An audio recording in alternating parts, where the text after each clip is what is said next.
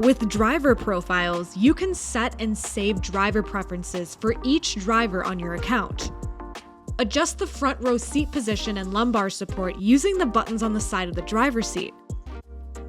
Adjust each side mirror by selecting Controls, then Mirrors, and use the left scroll wheel to adjust each side mirror. Select Steering Wheel and use the left scroll wheel to set it to a comfortable position. To select between driver profiles, touch the driver profile icon at the top of the controls screen. Choose the driver, and Model X is adjusted based on the settings that have been saved to the chosen driver profile. For multiple drivers, link each driver profile to the driver's phone key, and Model X will automatically adjust to the driver profile as they open the door. Select Controls, Locks, and toggle the driver icon to link the desired driver profile. The name of the driver profile appears under the phone key to confirm that it's linked.